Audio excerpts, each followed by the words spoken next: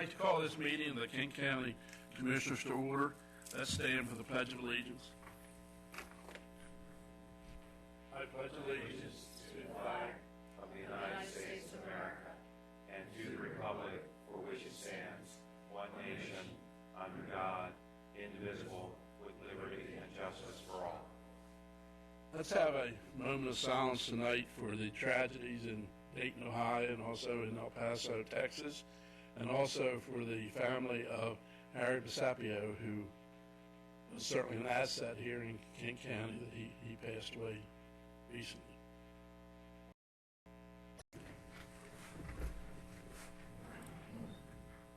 A couple of public notices, and Tom's going to handle them. I just X'd out of this. Just give me a second. I can read it for you, Tom. Got it. It has been introduced by President Mason. It's an act to amend Article 6 Special Provisions, Section 9.8, Review and Approval of Erosion and Settlement Control Plan, and the definition of grading unit in accordance with the Maryland Sediment Control and to Maryland's Erosion and Sediment Control Handbook, which were enacted on April 28, 2017. The hearing will be held on August. Communication assistance, they can contact the County Commissioner's Office at 410 no later than August 16th.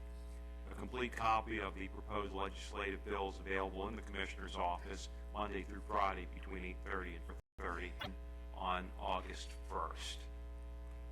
Next is, as it pops up on my screen, CHR 5 2019. I can read it off the screen. This was introduced by President Mason. It's an Act 1.3, 28 special exceptions, and Article 7 special exceptions, Section 759 special exceptions to the Kent County Land Use. Size from 20 a.m. in the Commissioner's Hearing Room, R. Clayton Mitchell Jr., Kent County Government Center, 400 High Street, Chestertown. If anyone requires communications assistance, they can contact the legislative bill. It is available here in the Commissioner's Office Monday through Friday, 8:30 news on July 25th and again on August 1st. Okay, thank you. Okay.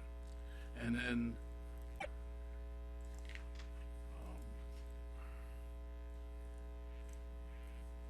we approved a Class B beer, wine, and liquor license. Closed session minutes from July 25th and other minutes. If not, all those in favor say aye. Aye. Now have a report out of closed session under General Provisions, Article 3-305, imposed requirement that prevents public disclosures about a particular proceeding or matter, and one to discuss employees or officials over whom this public body or jurisdiction is to be discussed, or the MALF FY 2020 easement acquisition cycle rankings and member appointments. Closing letters relating to member appointments are confidential. No several raffle permits and also special Class C licenses. Tom, do you want to handle those? Mr. President, with respect to the raffle community civic organization and the application. Those in favor say aye. Aye. Two special Class C licenses before you this evening. The first is for the Galena Volunteer Fire Company. They're doing a church bull roast. This is beer only. The bull roast obviously is Catholic Church in Rock Hall, and they're a bona fide organization. Is there anybody here to speak for or against either one of these organizations for us? Both of them. I second both of them. Any other discussion? If not, are you going to handle the public hearing? Yes. We have a public hearing for CHR to the land use ordinance to provide for testify either for or against this proposed legislation. Okay. Anybody who's going to testify, please stand to the best of your knowledge, please. It's the Commissioner's desire that everybody who wishes to contribute have the opportunity to be heard, and to ensure equal opportunity for individual input. Please sign the testimony log if you desire to speak during the hearing, and we'll use the microphone, please.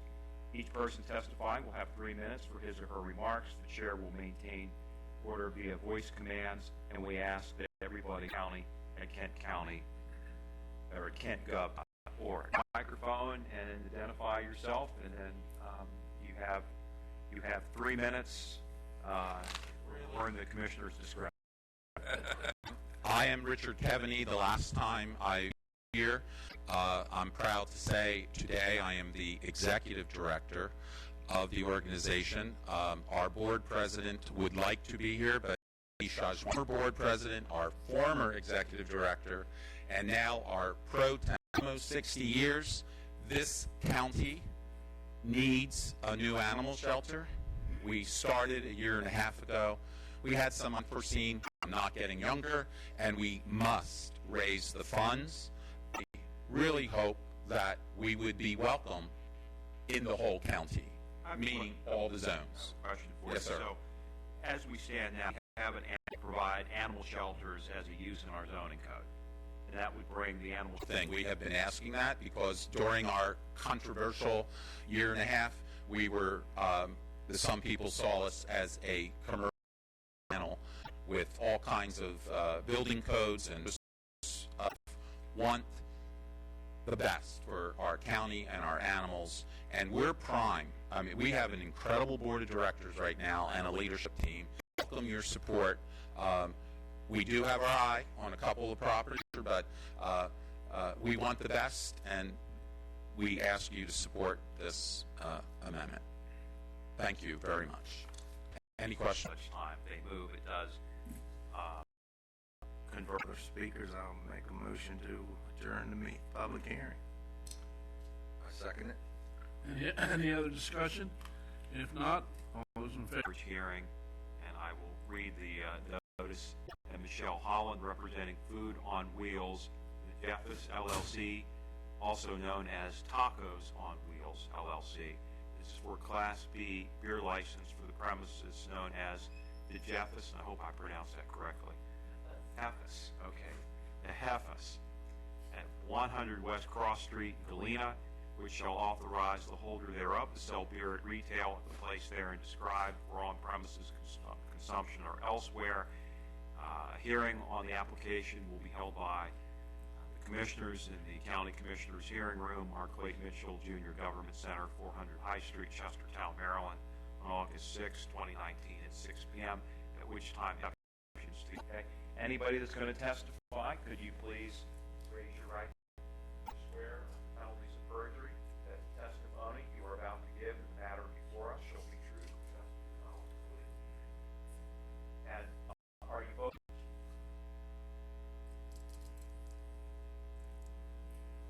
It's my understanding that this location has held liquor licenses in the past. I think this was Dixie Joe's at one time, way back. She had a beer license. So historically, property and what you plan to do. We serve Mexican food, and a lot of customers ask for beer. Give the customers a place to enjoy food. And more than that is just we focus on the food. We want the people enjoy. They just want to. And you understand that the county commissioners take underage and to make sure that you have a tip certified employee at all times and that you're not having anybody underage drinking on the premises? Yes, correct. I'll second it. Other discussion? To you.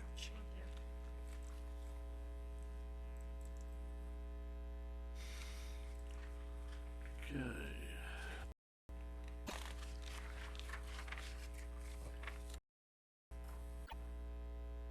I come before you tonight with a request for approval to hire several vacancies in the county government. The thing is to fill an annual base rate, which is listed, and which is due to a resignation of a current correctional officer. The position was advertised internally and externally, resulting in one application.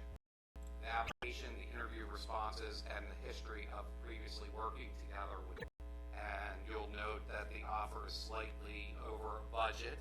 However, the individual is currently trained as a correctional officer, and if you to us, he's an experienced officer. And it's my recommendation to. If not, all those in favor say aye. Aye. Okay, next up, we have the fall hire. That's now moving into the rearview mirror, and the sites are set. One in the positions requested, which are 3 after-school directors, 4 after-school aides, and 3 after-school substitutes at the recommended hour. All the recommended applicants except one are currently on payroll, as summer reviews were not conducted. Their employment history was satisfactory, and we recommend their rehire for the after-school programs. The one new applicant. Any other discussion? If not, all those in favor say aye. Bring to a close a period of time in which we did not have a director of planning, housing, and voting. So I'm here seeking to hire and advertise over several months to develop a pool of applicants. The interview panel included the 3 commissioners, Shelley Heller, myself, and Mike Moles, based upon the application. Any other discussion? If not, all those in favor say aye. Aye. Through previous conversations, is prepared to begin September 3rd. All right. And that's all I have for you, unless there's Now ready for Jamie Williams?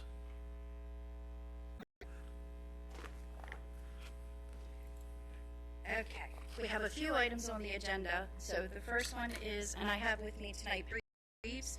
So Patty works with Kent County High County Public School, and then she also works with us on the business side, so connecting the business with the students for youth apprenticeship programs.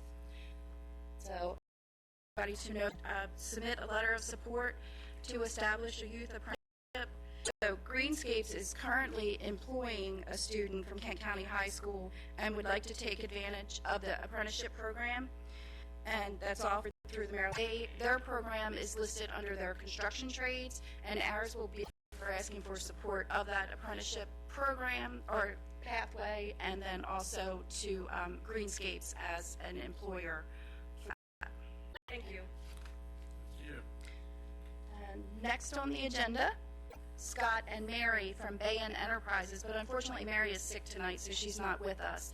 But Scott, Mary, and I have been working together for the last couple of an underemployed person or a person who just needs to prove their USDA, and it's $30,000 grant, and it will be offered to not just Kent County candidates, but also the candidate can service about 30 candidates through the program, and currently offered through the platform that they have developed is Salesforce training, which is a CRM for tracking sales. And again, unfortunately, Mary Penn is a sailor, which means we get access to technology products and services like training at wholesale prices. So the partnership that we have with Jamie was negotiations that are everything from very basic, not specific to IT jobs, although that could be one area, but on a broader scale, more just giving better access to technology training at a very, we cut the price about 2/3 by negotiating $2,000 to $5,000. Our average cost is going to be about $980 per student. So working with Jamie, and I say Jamie's been a godsend because this is, and we really did this because we love being in touch. That's good to provide training at a pretty reasonable price and make it available to a lot of different people. all of the documents have been signed and returned. As soon as I receive that, I'll make sure you get a copy of that. But all of the other papers. Any other discussion? If not, everybody in favor say aye. Aye. Yeah, we don't need a motion on that one. We're good. But You like make a motion? okay. We love being here. We're glad to have. And it's, I do want to mention Scott has also participated with the Maryland Department of Commerce and gone on some trade missions with them to other countries. And you know, he is an advocate for businesses to come to Kent County. So I think that partnership there needs to be mentioned. So What we do as a business is we help European technologies come to the U.S. So part of what reason we need this training, I'll be honest, is a selfish motive, and that we're going to need these employees too. So I know we're not the only employer who's going to need trained staff, but we're one of them, so. Very good. Thank you. Okay, and then the last thing that next to a couple last thing, the last is a letter for, we've been involved for the past 2 years, but we normally get a letter agreement. They allow us to use the buses for transportation. So I'm just asking for that letter to be signed. Send that to DCT for the use of the buses on Saturday. To approve. Second. Any other? Dayton, I know you got a lot on the agenda, but really quickly, I'm going to share with you for all of our towns that list the incentives for businesses in each. So I'll give incentives with the enterprise zone and the opportunity zone and the hub zone. So, and then in addition to that, we're going out and meeting with the appropriate person in each town. They have a different title. In the case of Betterton, I met with the town ads that we've done for Kent County Economic Development. The focus really is so that we can have some more revenue. Thank you. Okay, thank you. To us during the budget process at East unit, and then also for the backup 911 center. Both of these copiers are identical and can be in. Any other discussion? If not, all those in favor say aye. Aye. Requested that the lease agreements be coterminous, so these devices will be right on schedule with our.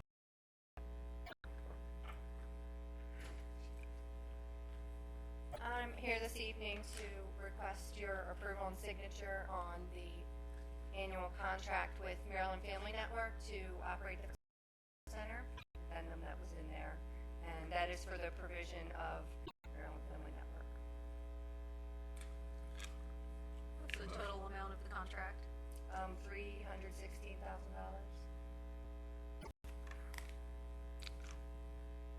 Rose, what to say about tonight? Up for you. These are our annual contracts with our vendors. So first, then do our programs. How much can you? The total award from the Governor's Office for Children is 336. That includes the administrative plus the. Approve. Second. Any other discussion? If not, all those in favor say aye. Aye. Our second is rated parent. The number is split now because it's between the county. Motion to approve. Second. Any other discussion? If not, all those in favor say aye. Visiting, that is housed total amount. Okay, so I believe, correct me if I'm wrong, the amount coming from the GOC is $126,500. Sound right? And That program is all from Maryland State Department of Education. that's the MSDE. Any other discussion? If not, all those in favor say aye. Aye. Now we have 2 contract vendors, tuition and some case management. And for the record, the GOC amount of that is $47,850. Yes. Is that right? And then there's 15. Or second to last one is the second part of the Reconnect for Life program is through Eastside Hoyas to implement the Youth Resource Center and the outreach for the program. So that's that one. And okay. Motion to approve. Second.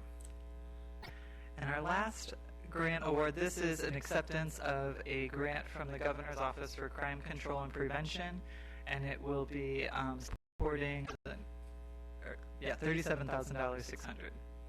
Favor say aye. Aye. And that one you have to initial every page. And for that one, for the sake, so everybody understands that initiative. Source of the Juvenile Justice Assistance Program. So they really looked as well, so we were able to ask for dollars to help reduce truancy. It will employ a part-time truancy interventionist, and it will also truancy courts and partners like the local management to work to. That's it. It? That's it. All right, thank you. Thank you very much.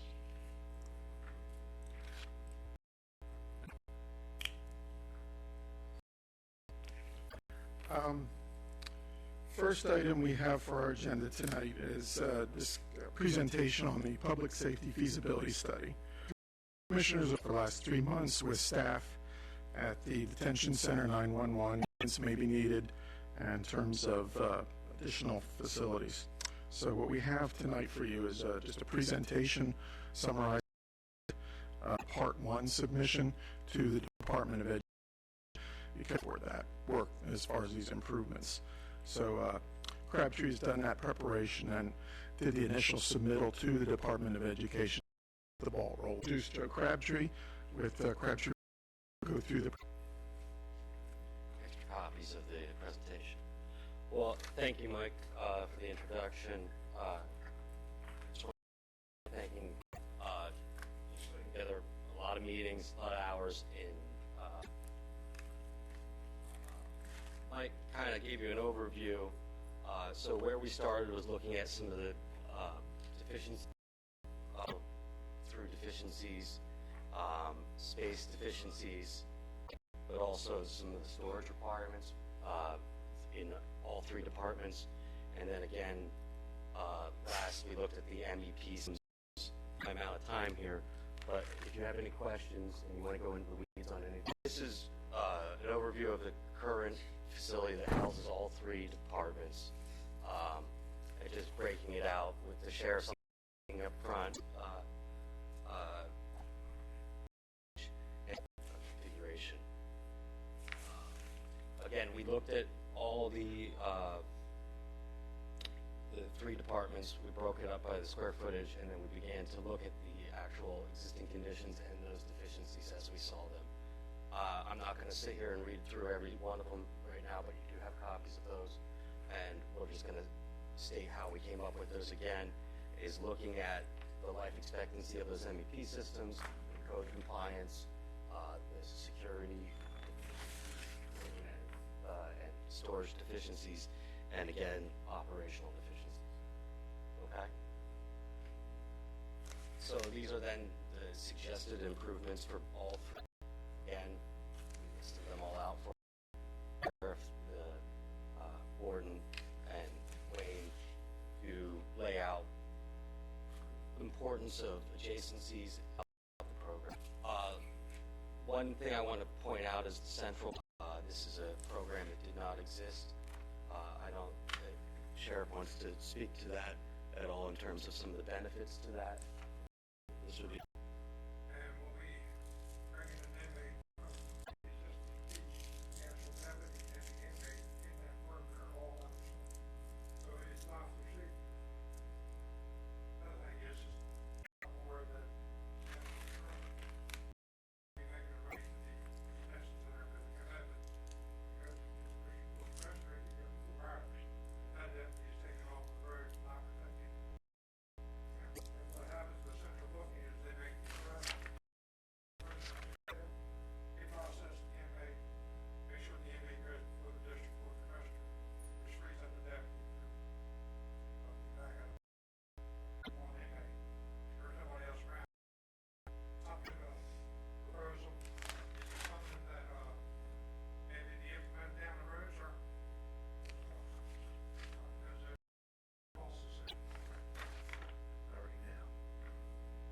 I think one thing that category is we have in the past successfully gotten funding from the state for 50% of those construction, finishing it up. So as part of that, Part 1's looking at those funds currently. And then that through the Part 1 to Part 2 process. We work with the state very closely through that time, showing that that piece of program is now at square footage, the proposed, and the added area. One thing that we found woefully inadequate in the sheriff's current setup is proper found as major deficiencies. All quarters, there's obviously moisture issues in the current setup, covered in the previous slides. But in the concept plans, part of our process in putting you in a concept plan right now is of the most feasible, realistic, and cost effective for the detention center. We're looking at additions. It actually functions adjacent to the old sheriff's office. If you guys would like, I can zoom in on this a little closer and we can go through it. It's very legible for you. It's not this tonight, we give us a chance, so we Happy to keep it high level tonight and try and get through here. One major thing that is added to this is just from 10,000 feet it is a process, which is good practice, proper medical unit, and then we are also including special housing and such to treat deal with some of the special. Actually, so we when that limit back up again, we managed to accommodate all these special requirements. Excuse me, did you want to chime in on anything here from the facilities you want to highlight? From coming in front of the building, it's really not, it's secure with the door into the building. We don't really have a waiting area for the actual public to sit. And so we're trying to expand that because we just let the public in. There's a big problem with drones. We combat that by actually adding a gym on to the detention center. We actually cover up what we already have and turn it into very standards that they may sort of have correctly when it's hot, cold, and actually we can actually create problems for each other. we actually, you've had, I want to say okay, about this, but and what you're describing, is that completely doing away with what's there now? That's not just building, or is it, So this is utilizing onto the existing building. I got 27. I can get there in a second. Yes. So if you look at the existing facility is the white, okay. and then any 911, well, that's in the, what's the basement's gonna be utilized? so it's not ADA compliant currently. So for us to put program space down there, Just curious.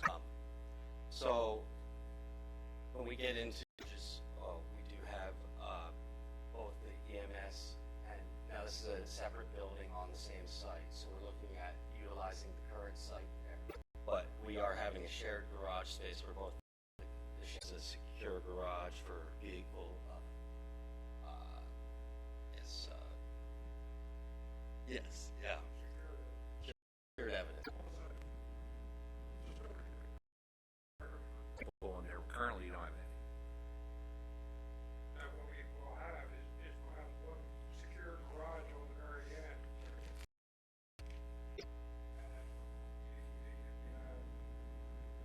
Have to have someone coming from Magnum to work on the radios.